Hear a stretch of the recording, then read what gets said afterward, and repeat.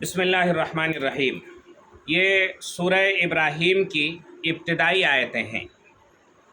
ان آیتوں میں سب سے پہلی آیت کا ترجمہ یہ ہے کہ اے پیغمبر علیہ الصلاۃ والسلام، یہ ایک کتاب ہے جو ہم نے تم پر نازل کی ہے تاکہ تم لوگوں کو ان کے پروردگار کے حکم سے اندھیروں سے نکال کر روشنی میں لے آؤ، یعنی اس ذات کے راستے کی طرف جس کا اقتدار سب پر غالب ہے اور جو ہر تعریف کا مستحق ہے۔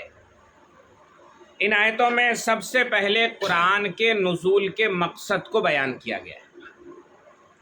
قرآن کے نزول کا مقصد کیا ہے، قرآن کا پیغام کیا ہے اور قرآن کا مقصد کیا ہے۔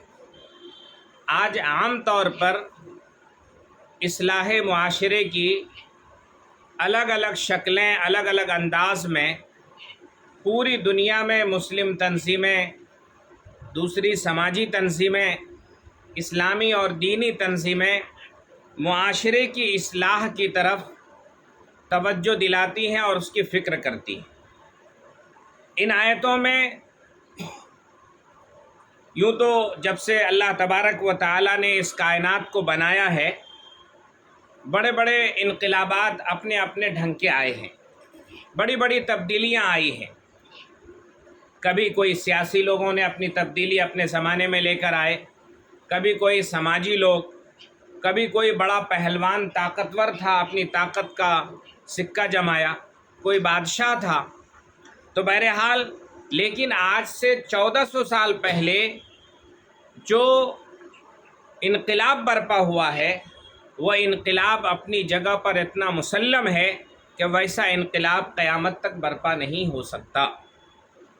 لہٰذا اس آیت کے اندر اللہ تبارک و تعالیٰ نے ذکر فرمایا کہ اس قرآن کے نازل کرنے کا مقصد یہ ہے کہ آپ لوگوں کو اندھیریوں سے نکالیں، اندھیروں سے نکالیں۔ اور اندھیرا کس چیز کا؟ اندھیرا کفر کا، شرک کے اندھیروں سے نکالیں، کفر کے اندھیروں سے نکالیں، ظلم اور جبر کے اندھیروں سے نکالیں، گمراہی کے اندھیروں سے نکالیں، اللہ کی نافرمانی کے اندھیروں سے نکالیں۔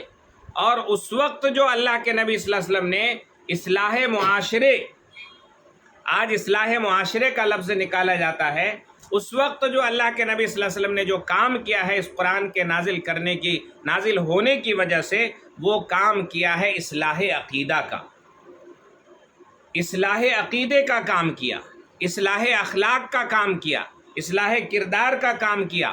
اور اصلاح کردار ہی نہیں بلکہ آپ علیہ الصلاۃ والسلام نے اصلاح انسانیت کا کام کیا۔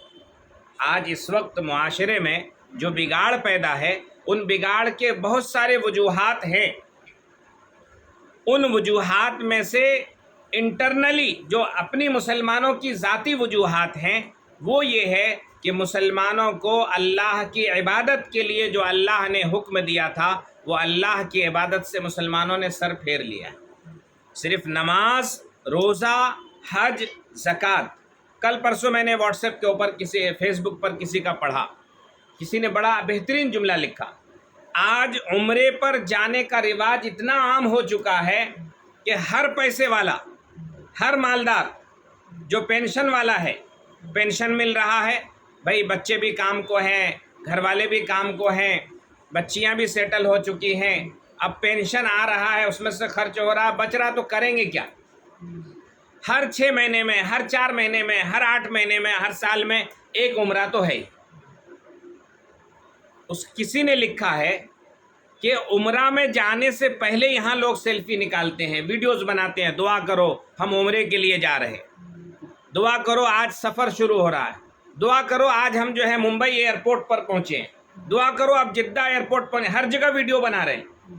کسی نے اس کے جواب میں لکھا ہے کہ اگر آپ ایک عمرہ ایسا بھی کریں، چپکے سے آپ کے جانے کا ارادہ ہو، آپ اپنا پاسپورٹ لیں، ٹور آپریٹرز کو دیں یا خود سے جا کر کے ویزا لگوائیں، ٹکٹ بنائیں، اور کسی کو خبر نہ ہو، ایک بیگ اٹھائیں اور چلے جائیں، کوئی سیلفی نہیں لیں، کوئی ویڈیو نہیں بنائیں، کسی کو خبر نہیں ہو، اور جا کر کے وہ عمرے کے جو آداب ہیں، عمرے کے جو احکام ہیں، اور عمرے کے جو ترتیب ہے، جو اس کے ارکان ہیں، اس کو ادا کریں اور پھر وہاں سے خاموشی سے آ جائیں۔ جو دنیا کو تالی بجانے کے لیے آپ ویڈیوز بناتے ہیں، یقین جانیے کہ وہ جو ہے آپ کا دل اندر سے آپ کے لیے تالی بجائے گا، اندر سے آپ کو احساس ہوگا، اس کا وہ فائدہ محسوس ہوگا، وہ نور محسوس ہوگا کہ آپ زندگی میں کبھی ایسا نہیں کریں۔ اور جنہوں نے خاموشی سے حج کیا ہے، جنہوں نے خاموشی سے عمرے کیے ہیں، جنہوں نے خاموشی سے عبادتیں کی ہیں، اللہ تبارک و تعالی نے ان کی زندگی میں وہ انقلاب اس ایک عمل کی وجہ سے لایا ہے کہ جو عام طور پر دوسرے اعمال سے انقلاب نہیں برپا ہو سکتا۔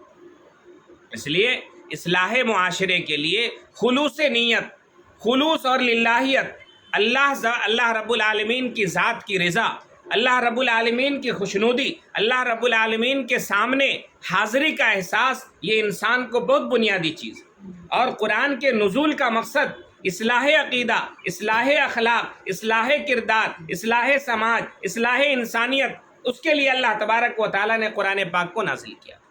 اللہ تعالیٰ نے ذکر فرمایا بِإِذْنِ رَبِّهِمْ، یہ کام آپ اپنے رب کے حکم سے کریں گے۔ اللہ تبارک و تعالیٰ کا حکم ہے اصلاح معاشرہ کا کام کرنا۔ اب اصلاح معاشرے کے لیے میں آپ کو چھوٹی سی مثال دوں، ایک چھوٹی سی مثال دوں، پونہ شہر میں بھی، ہر شہر میں آپ کو پتہ چل جائے گا۔ ایک مرتبہ ہمارا ایسا ہوا کہ ہم رات کے اچھا خاصا رات گزر چکا تھا، ریلوے اسٹیشن پر اترے۔ ریلوے اسٹیشن پر اترنے کے بعد جو ہے ہوا یہ کہ مجھے کہیں وہاں سے جانا تھا، اپنے مقام تک آنا تھا، تو اس مقام تک آنے کے لیے کئی رکشے والے ملے۔ ایک رکشے والا بول رہا ہے 200 روپے لیں گے، ایک رکشے والا بول رہا ہے 150 روپے لیں گے، اس طریقے سے 3-4 رکشے والے، اور پھر انہوں نے کیا بولے، انہوں نے 150 بولے تو وہ برابر ہے، صحیح بولے۔ اس طریقے سے 4-5 جتنے مسلم تھے، کئی لوگ ایسے تھے جن کے پاس، جن کے سر پہ ٹوپی بھی تھی، چہرے پہ داڑھی بھی تھی، لباس بھی مسلمانوں جیسا تھا، اور ان کو بھی معلوم ہے کہ رات میں بھی جائے تو اتنا کرایہ ہوتا ہے، 60-70 روپے ہوتا ہے، لیکن وہ کوئی راضی نہیں ہوا۔ وہاں سے 2-4 قدم ہم اور آگے بڑھے، ہم نے کہا کہ بھائی میٹر سے چلو، رول کے حساب سے میٹر سے چلو، میٹر میں جو ہوگا وہ آپ کا ہوگا۔ وہ نہیں مانا، آگے بڑھے ہیں تو کوئی غیر مسلم آیا ہے، غیر مسلم کہا کہ آپ کیسے جانا چاہتے ہیں؟ انہوں نے کہا میٹر سے 60-70 روپے ہوتا ہے، آپ میٹر سے جانا چاہیں تو میٹر سے چلے جائیں، میں لے کے جانے کو تیار ہوں، یا آپ جو ہے 60-70 روپے دے دیں، میں چھوڑ دوں گا۔ میں نے کہا کہ بھائی میٹر سے چلو، میٹر سے آئے بھائی 60-65-70 روپے ہوئے۔ تو اب سوال یہ پیدا ہوتا ہے کہ آپ جو یہاں دھوکہ کھا رہے ہیں، کس سے کھا رہے ہیں؟ مسلمان سے کھا رہے ہیں نا۔ آپ جو دھوکہ کھا رہے ہیں ایمان والے سے کھا رہے ہیں نا۔ دکان میں آپ کوئی چیز لینے کے لیے جائیں، 1 2 3 4 5 7 8 دکان ہے، جس میں 2-3 مسلمان کی دکان ہے، آپ جائیں گے تو یقین جانیے ان کے مسلم کے دکان میں 2 روپیہ آپ کو مہنگا ملے گا، 2 روپیہ آپ کو مہنگا ملے گا، ان کے ہاں گراہک نہیں ملے گا۔ اس طریقے سے آپ اندازہ لگا لیں، ایک ہی کیٹیگری کا مال ہے، ایک ہی درجے کا مال ہے، ایک ہی کوالٹی اور ایک ہی قیمت کا مال ہے، ایک آدمی کی دکان میں، مارواڑی کی دکان میں بھیڑ لگی ہوئی ہے، اور مسلمان کی دکان میں مسلمان بیٹھ کے مکھی مار رہا ہے۔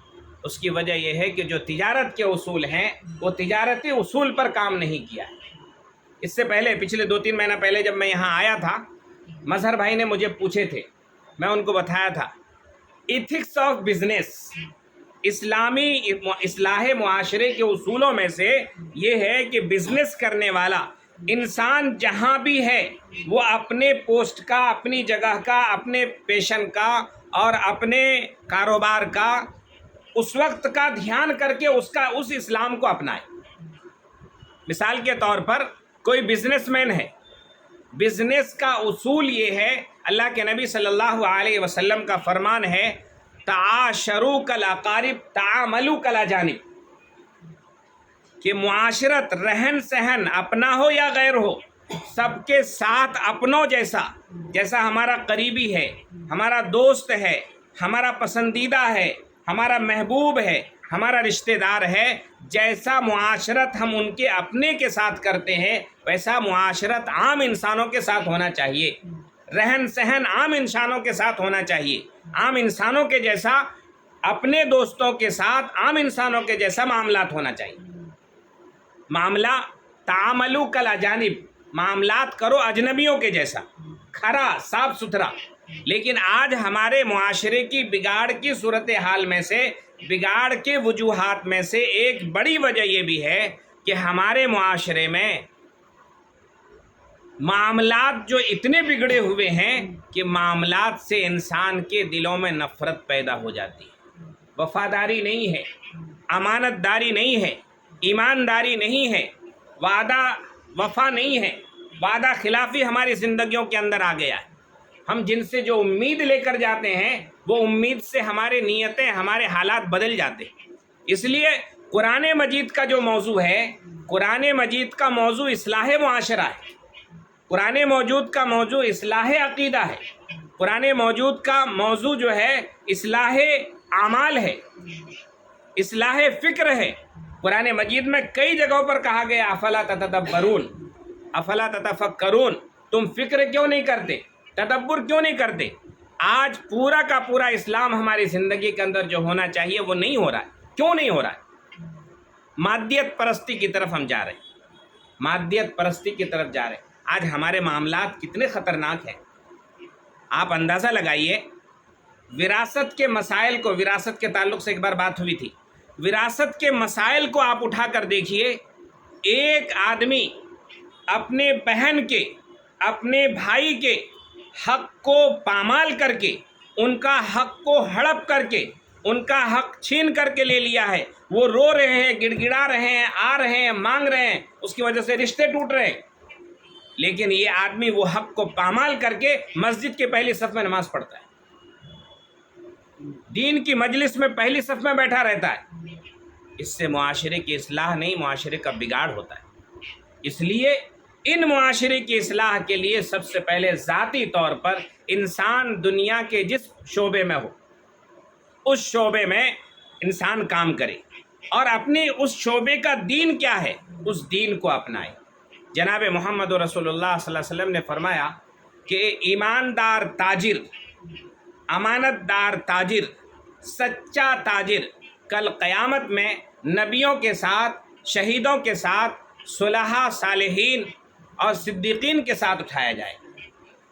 اچھا بزنس مین، اور اچھا بزنس مین کس کو کہا گیا ہے؟ جس کی بات کے اندر سچائی ہو، معاملات کے اندر امانت داری، ایمانداری ہو، اور معاملات کے اندر وفاداری ہو۔ آج ہمارے ہاں کیا ہے؟ ہماری صورتحال اتنی خطرناک ہے کہ اللہ تبارک و تعالی ہم سب کو معاف فرمائے، پوری امت کو اللہ تعالی معاف فرمائے، کہ پوری امت یہ چاہتی ہے کہ ہم کس طریقے سے غبن کر جائیں، کس طریقے سے دھوکہ دے جائیں، کس طریقے سے مال کو دبا جائیں، کس طریقے سے اس کے حق کو ہم چھین لیں، اس کو نہ ملے۔ اور ہمارے اندر جو ہے اس معاشرے کی بگاڑ میں سے ایک بڑا سبب حسد ہے۔ حسد بہت بری چیز ہے، اور حسد سے پناہ مانگنے کے لیے کہا گیا ہے۔ بڑے بڑے علماء نے، ہمارے اکابرین نے، مولانا علی میاں ندوی نے لکھا ہے کہ حسد کی آگ اس قدر خطرناک ہوتی ہے کہ حسد دوسروں کو جلانے کے ساتھ سے پہلے خود اپنے آپ کو جلا دیتا۔ جیسے لکڑی میں آگ لگائے تو لکڑی پہلے جل کے راکھ ہوتی ہے دوسروں کو جلانے سے پہلے۔ اس لیے حسد جیسی بیماری، اور حسد کی تعریف کسی بزرگ نے کہا ہے، فارسی زبان میں حسد کی تعریف کیا ہے، اس کو سنیے، بڑا اچھے انداز میں تعریف کیا ہے۔ حسد این است اے صاحب خیر، تمنائے زوال نعمت غیر۔ حسد کی تعریف کیا ہے؟ جیسے ایک آدمی ایک کمپنی میں کام کو لگا ہوا ہے، اسی کے ساتھ اس کا پارٹنر بھی اسی کمپنی میں کام کو لگا ہوا ہے، اس کو ترقی ہو رہی ہے، ایک پارٹنر کو ترقی ہو رہی ہے، اس کی محنت، اس کی قربانی، اس کی جد و جہد اور اس کی قابلیت، اس کی صلاحیت کی بنیاد کے اوپر دوسرے کو اس کے حسد پیدا ہو جاتی، اور اس کی شکایت اور اس کی طرح طرح کی عیوب کو نکال کر کے، کھود کرید کر کے، اس کا مقصد یہ ہوتا ہے کہ یہ نعمت ان سے چھن جائے، مجھے ملے نہ ملے۔ حسد این است ہے صاحب خیر، حسد یہ ہے اے نیک انسان کہ تمنائے زوال نعمت غیر، دوسرے کی نعمت دوسرے کو جو ملی ہے وہ زائل ہو جائے، ختم ہو جائے، چھن جائے۔ آج جو ہے ہمارے یہاں بگاڑ، پڑوسیوں میں بگاڑ، معاشرے میں جو بگاڑ پیدا ہے، اس بگاڑ کی وجہ بھی یہی ہے۔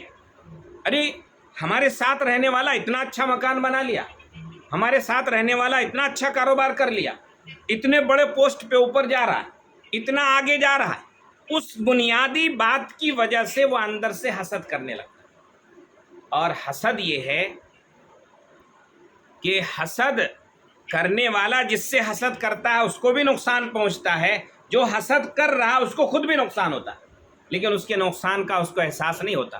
اس کا نقصان کیا ہے؟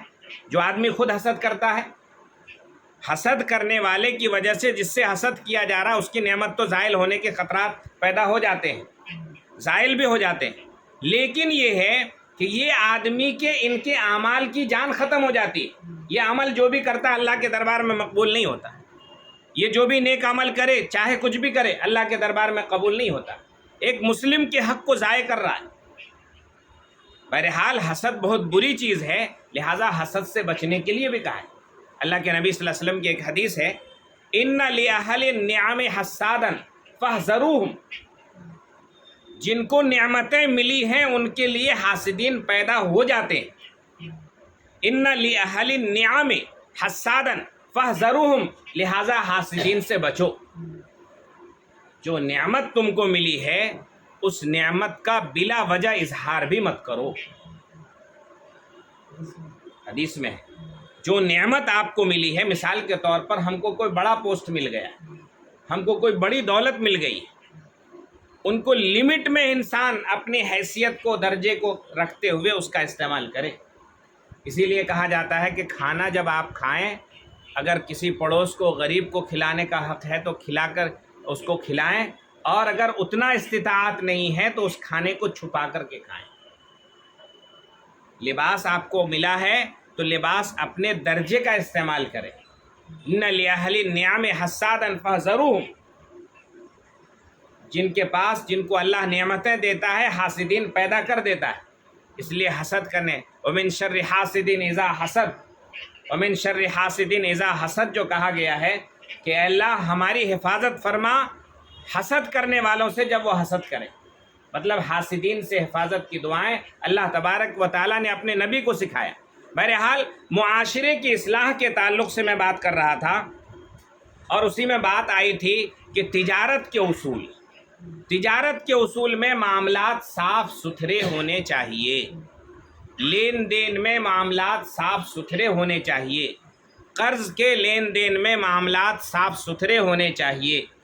قرض کو حدیث میں الفاظ آئے ہیں، القرض مقراض المحبت، قرض جو ہے محبت کے لیے کینچی کا درجہ رکھتا ہے۔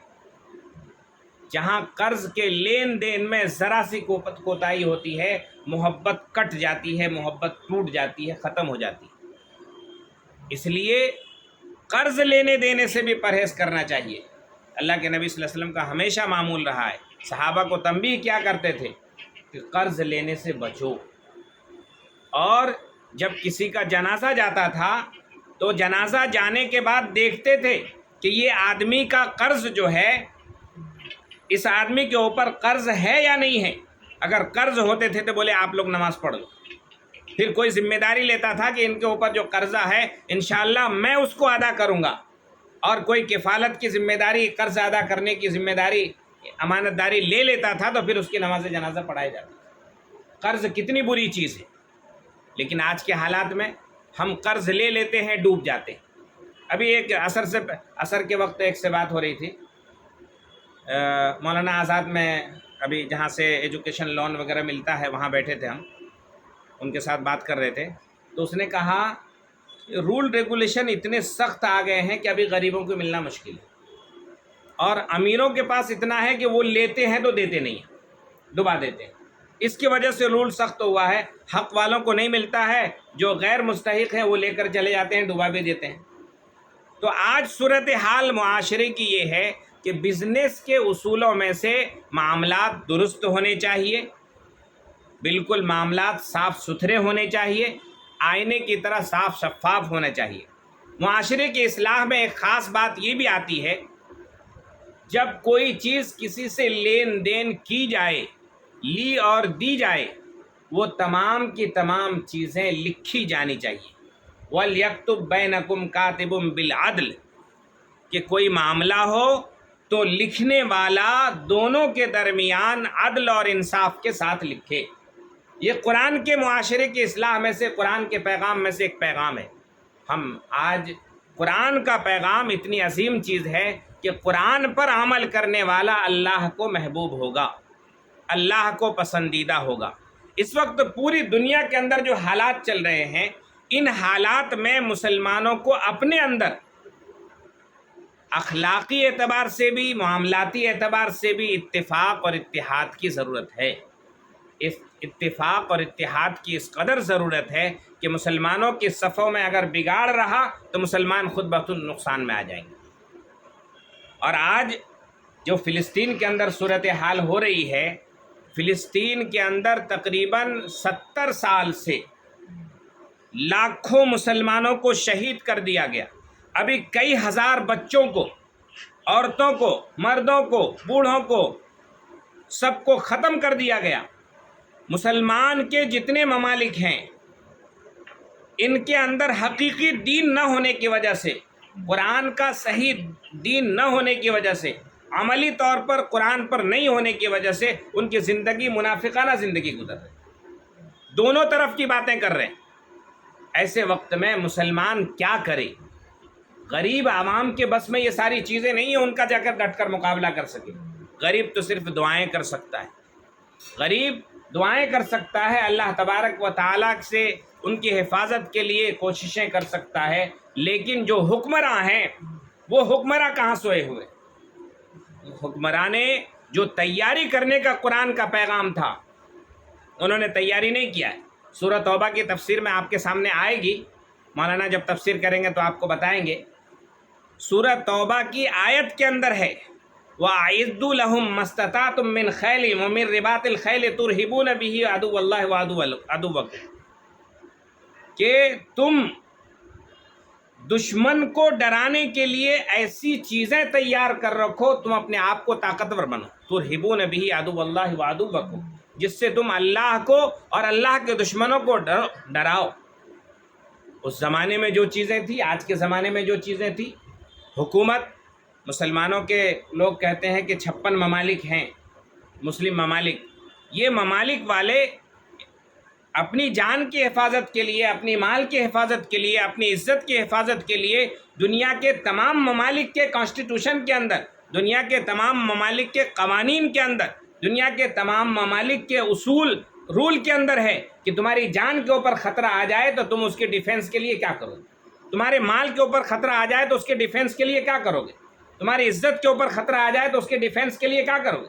ہندوستان کے آرٹیکل 97 میں بھی، آرٹیکل 97 کے اندر بھی اس کا الیکھ ہے کہ تمہاری جان، مال، عزت کے آبرو کے اوپر اگر وقت حملہ ہو جائے تو اس وقت تمہارا اصولی طور پر تمہارے پاس جو اسباب موجود ہیں، اس اسباب سے اس کا ڈیفینس کرو، اس کا جو ہے مقابلہ کرو۔ آج مسلمان حکومتیں کہاں ہیں؟ مسلمانوں نے صرف بڑی بڑی بلڈنگیں بنانے، بڑی بڑی عمارتیں بنانے، عیش و عشرت کے سامان تیار کرنے میں اپنے آپ کو لگایا۔ اگر اپنے آپ کی حفاظت کے لیے ان کے پاس بھی میزائل ہوتے، ان کے پاس بھی ہتھیار ہوتے، ان کے پاس بھی اسباب ہوتے، ان کے پاس بھی اسلحے ہوتے، تو آج دشمن اس طریقے سے ان کے اوپر چڑھ کر نہیں آئے۔ دوسری چیز، مسلمانوں کے درمیان میں آپس میں ایک قرآن کی بنیاد پر، ایک اسلام کی بنیاد پر، ایک دین کی بنیاد پر، ایک اللہ اور ایک رسول کی بنیاد کے اوپر اگر اتفاق ہوتا تو ان اتفاق کی بنیاد پر دنیا ان کے اوپر آنکھیں نہیں اٹھا سکتی۔ افسوس یہ ہے کہ یہ لوگ قرآن ساتھ میں رکھتے ہوئے قرآن کے خلاف عمل کر رہے ہیں۔ ہمارے معاشرے میں قرآن کے پیغام کو عام کرنے کے لیے، قرآن کے مشن کو عام کرنے کے لیے، جس طریقے سے گھروں میں بیٹھ کر کے ہم 5-7 لوگ بیٹھتے ہیں، پچھلے ہفتے میں بھی میں نے کہا تھا کہ کوشش یہ ہونی چاہیے کہ ہمارے گھر کی عورتیں بھی ایسی مجلس میں شریک ہوں۔ ان کے کانوں تک بھی قرآن کا پیغام، ان کے کانوں تک بھی حدیث کا پیغام، ان کے کانوں تک بھی قرآن کے معاشرے کی اصلاح کے جو میسیجز ہیں وہ تک پہنچے، ان تک بھی پہنچے۔ مساجد میں ابھی جو ہے فقہی سیمینار ہوا پچھلے مہینے میں 16-17 سپٹمبر کو بنگال کے اندر، بہت بڑا فقہی سیمینار ہوا، اور ابھی 2 دن 21-22-23 کو ندوے کے اندر ہوا، فقہی سیمینار ہوا۔ ان میں سے ایک مسئلہ یہ آیا کہ عورتوں کے مسجد میں آنے کے مسائل کے اوپر جو ہے اس پر ڈسکشن تھا، اس پر سیمینار تھا، بحث تھا۔ ان مسائل کے اوپر بھی بحث ہوئی ہے۔ مساجد میں عورتوں کے لیے آپ کیا کہتے ہیں کہ عورتوں کے لیے مسجد میں پردے کا، عورتوں کے لیے مسجد جو ہے فتنے کا جڑ بن جائے گا، فتنے کی جگہ بن جائے گی۔ مارکیٹ جا رہے ہیں وہاں فتنے کی جگہ نہیں ہے، سنیما ہال میں جا رہے ہیں وہاں فتنے کی جگہ نہیں ہے، دنیا کے ریلوے اسٹیشن پہ، ایئرپورٹ پہ جا رہے ہیں وہاں فتنے کا اندیشہ نہیں ہے۔ اور مسجد میں ہی جہاں شیطانوں سے حفاظت ہوتی ہے، جس مقام کو اللہ رب العالمین نے سب سے بہتر مقام کہا ہے مسجد، وہاں عام انسان بھی جانے سے ڈرتا ہے، وہاں عام انسان کے دل میں بھی اللہ اور اللہ کے رسول کی عظمت ہوتی ہے، وہاں فتنے کا جڑ ہو جائے گا۔ یہ تو بے لاجک بات ہے، یہ جو ہے غیر منطقی باتیں ہیں، لاجک سے پرے باتیں ہیں۔ ورنہ مسلمانوں کے دل کے اندر اللہ کی محبت اور اللہ کے رسول کی محبت بہت زیادہ ہے۔ ایک ہمارے بڑے علماء میں ہے، ایک جگہ انہوں نے کہا کہ اللہ کے رسول صلی اللہ علیہ وسلم کی محبت ایک عام انسان کے دل کے اندر اتنی زیادہ ہے کہ آپ سوچ بھی نہیں سکتے۔ شراب کے نشے سے بھی زیادہ محبت اللہ کے نبی صلی اللہ علیہ وسلم سے ایک عام مسلمان کا ہے۔ انہوں نے ایک جگہ کا واقعہ سنایا، وہ یہ سنایا کہ میرا جہاں مدرسہ ہے، وہ جو پہلے جو مدرسہ تھا غیر آباد جگہ تھی، اور اس کے پیچھے کا جو ایریا تھا وہ شرابی کبابی لوگ آ کر کے مدرسے کے طرف اس طریقے سے شراب پیتے تھے، گھومتے پھرتے رہتے تھے۔ ابھی تو بستی بن گئی۔ تو بولے اس زمانے میں جو ہے میں نے دیکھا کہ 2-3 لوگوں میں آپس میں جھگڑے چل رہے ہیں، اور میں نے اپنے روم کا جو کھڑکی کھولا، تو روم کی کھڑکی کھولا تو دیکھا کہ وہاں 2-3 شرابی ہیں، 2-4 شرابی، اس میں سے ایک مسلم ہے، 2-3 غیر مسلم ہیں، جو آپس میں لڑ رہے ہیں، اور سب کے سب نشے میں، شراب کے نشے میں۔ تو اس طرح سے بولتے جو ہے ان لوگ اللہ کے نبی صلی اللہ علیہ وسلم کی شان میں کچھ گستاخی کرنے لگے۔ یہ جو مسلم ہے، یہ جو مسلم شخص تھا جو شراب کے نشے میں ڈوبا ہوا تھا، سب کے سب ڈوبے ہوئے تھے، اس نے کہا کہ دیکھو اب تک تم بہت کچھ بول چکے، لیکن یاد رکھنا ہمارے آقا کے بارے میں اگر تم نے کچھ بولے تو خیر نہیں تمہاری۔ تو اس کا بتایا انہوں نے کہ آپ دیکھیے شراب کے نشے میں ہے، تو بھی جب اللہ کے نبی کا نام آیا، اللہ کے نبی کی محبت کا اس کی جاگی، اور اس نے کہا کہ اس نشے سے بھی زیادہ نشہ ہمارے پاس اللہ کے نبی کی محبت کا ہے۔ عمل نہیں کر رہا وہ اور بات۔ تو ہمارے لیے اللہ کے نبی کی محبت کو عام کرنے کے لیے، قرآن کی عظمت کو عام کرنے کے لیے بچوں میں قرآن کے پیغام کو پڑھایا جائے، سمجھایا جائے۔ ہمارا بچہ کسی بھی میڈیم میں پڑھتا ہے، گھر میں ہم ایٹماسفیئر ایسا بنائیں، گھر میں ایک ماحول ایسا بنائیں، ایسا رہن سہن بنائیں کہ ہمارے گھر کے اندر جو ہے، ہمارے گھر کے بچوں میں قرآن کا پیغام عام ہو۔ ہر فرد اپنے گھر کے تعلق سے اگر اس تعلق سے ان چیزوں کو سوچے تو انشاءاللہ بہت بڑا فرق ہوگا، بہت بڑی تبدیلی رونما ہوگی، بہت زیادہ جو ہے چینجز آئیں گے۔ دعا کریں اللہ تبارک و تعالی ہم سب کو 100% عمل کی توفیق نصیب فرمائے، قرآن کے پیغام کو عام کرنے کی توفیق نصیب فرمائے۔ اللہ تعالی ہمارے معاشرے کی اصلاح فرمائے، اور جس طریقے سے فلسطین کے مسلمانوں کے اوپر جو ہاتھ دھو کر باطل پڑا ہوا ہے، ان کی نسل کشی کرنے کے لیے، اور ان کے آج صورتحال تو اتنی خطرناک ہو گئی ہے کہ ظالم ظلم کرتا جا رہا ہے اور کوئی اس کا ہاتھ پکڑنے کو تیار نہیں۔ ظالم کا ہی زمانہ ہے، مظلوم کو کوئی پوچھنے والا نہیں، مظلوم کو دہشت گرد قرار دیا جا رہا ہے۔ مظلوم اپنے حق کے لیے آواز اٹھائے تو اسے دہشت گرد، اور ظالم جو دہشت گردی کر رہا ہے اس کی حمایت میں ساری دنیا کھڑی ہے۔ اللہ کے نبی نے کہا تھا الکفر ملت واحدہ، پوری دنیا کے کفر کسی بھی مذہب کے ہو، کسی بھی کرسچن ہو، یہودی ہو، جین ہو، سکھ ہو، دنیا کے تمام لوگ، تمام مذہب انٹرنل ایک ہو چکے ہیں، لیکن مسلمان ایک ہونے کو تیار نہیں۔ مسلمانوں کی صفوں میں اتحاد اور اتفاق پیدا ہونا ضروری ہے۔ علامہ اقبال نے کہا تھا ایک ہو جاؤ تو بن سکتے ہیں خورشید مبیں، ورنہ ان بکھرے ہوئے تاروں سے کیا بات بنے۔ ایک ہو جائیں تو بن سکتے ہیں خورشید مبیں، ورنہ ان بکھرے ہوئے تاروں سے کیا بات بنے۔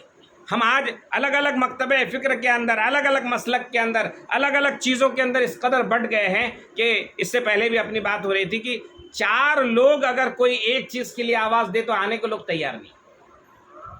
لہٰذا ہم سب کو دعا کرنے کی ضرورت ہے۔ اللہ تعالیٰ سے دعا فرمائے کہ اللہ تعالیٰ ہم سب کو صحیح طور پر عمل کی توفیق نصیب فرمائے، ہماری ان قربانیوں کو، ہماری ان محنتوں کو اللہ تعالیٰ قبول فرمائے، حالات کو درست فرمائے، باطل کے پنجے کو اللہ تبارک و تعالیٰ موڑے، اور باطل سے مقابلے کے لیے اللہ تبارک و تعالیٰ پوری دنیا کے مسلم قوم کی مدد فرمائے، ان کے لیے وہ اسباب، وہ شکلیں، وہ اسلحے وہ تیار کرنے کی اللہ تعالیٰ توفیق عطا فرمائے۔ آمین۔ وآخر دعوانا الحمدللہ رب العالمین۔ شکریہ، جزاک اللہ۔